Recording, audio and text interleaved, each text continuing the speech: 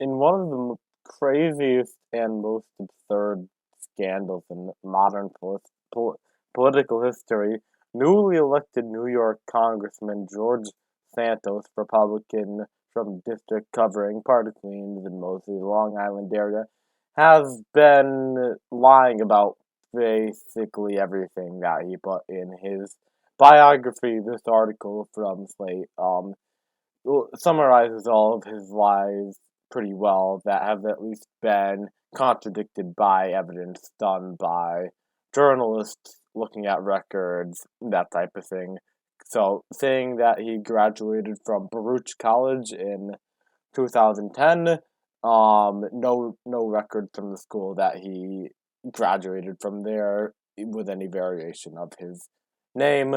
Lying about having Jewish grandparents. He was um, identity as a gay Jewish Republican certainly played a role in his rise to prominence and perhaps got in some new voting groups for him. Although we need to get the exact voting numbers for that. But saying that he had Jewish grandparents that fled from the Holocaust, but actually that appears to be fake, and his mother named Fatima, which is a very Christian name, and from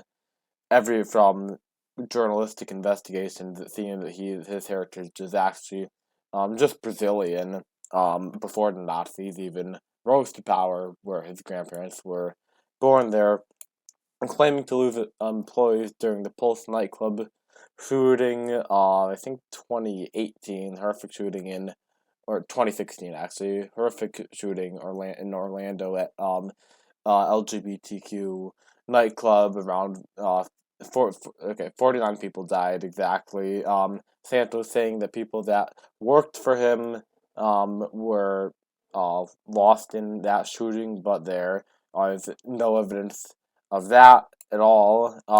Santos claiming that he ran an animal charity called the Friends of Pets from 2013 to 2018. The IRS couldn't find any record of any charity with that name. Saying that he worked at Citigroup and Goldman Sachs. No records of his employment there.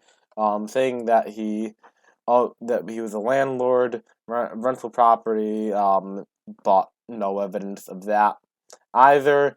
Actually facing multiple evictions as a renter, as the New York Times found out.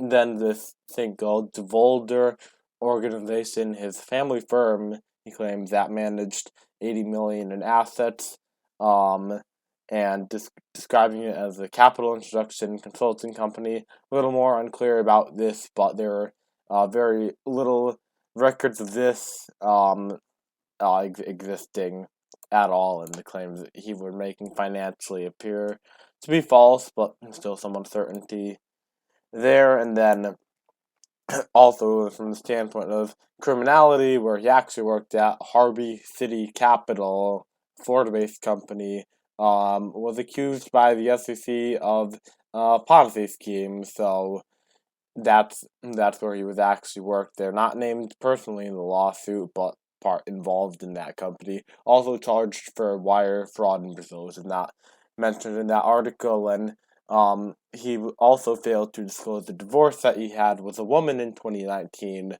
despite claiming to be an outed gay man for a decade. Is it possible that to be married to a woman as a gay person? Yeah, it's possible he's bisexual, sure, but another thing that he failed to disclose. So a lot of things that he lied about, and it's all coming down for George Santos. And the second part of this is that he finally confessed up to it, which will be covered in the next clip.